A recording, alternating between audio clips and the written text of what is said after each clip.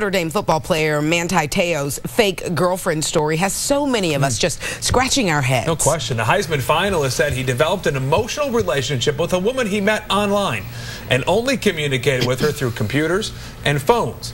And now he says he was a victim of a hoax, a sick joke. And we brought consumer reporter Kristen Miranda back to talk about this. You also cover, of course, our cyber beat as well. So if Teo's side of the story proves to be true, someone created a phony digital life that was really complicated. Really complicated, and it fooled him. And that kind of thing happens all the time. Sadly, it is not hard to steal photos and bits of information about all of our lives from cyberspace and use that information against us. We've covered a real-life case of this before.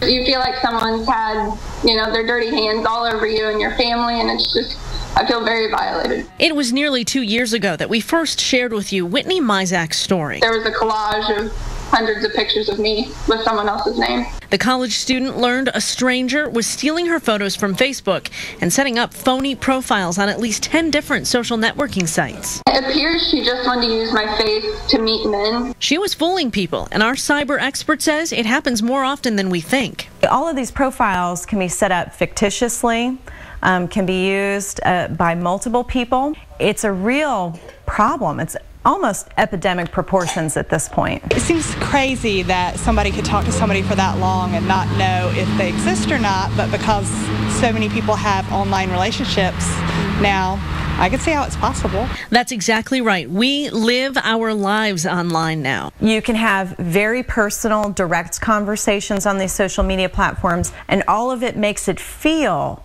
like a real relationship without ever meeting that person. Makes you think again. I think it just reminds you about safety and security. Yolanda Bynum took a drastic step, taking nearly all of her pictures off Facebook. I went from about 500 pictures to 26. And of the 26 that I saved, my face is only on maybe about 5 or 6. And it's actually a smart move. Here's what Teresa and I want you to take away from this. If you have developed an online relationship, make sure you do some background checking on that person, especially if you haven't met them in person. There are great paid services online that will help you determine if this person is real. And I know we all like to have pictures on our social media profiles. Just know that once you put them online, they don't really belong to you anymore. And if you want to see if someone is masquerading as you, you can easily set up a Google alert with your name. Make sure the Google alert searches images as well, just to be sure, see what people are saying about you out there. But you have to be careful, and I know we like to have our pictures all over the place, but it can get you into trouble if someone targets you. It's crazy stuff, it really is. Brave new world, isn't it? Thank you, Kristen. Much different. All right, Kristen, thank you. Hey, you know what?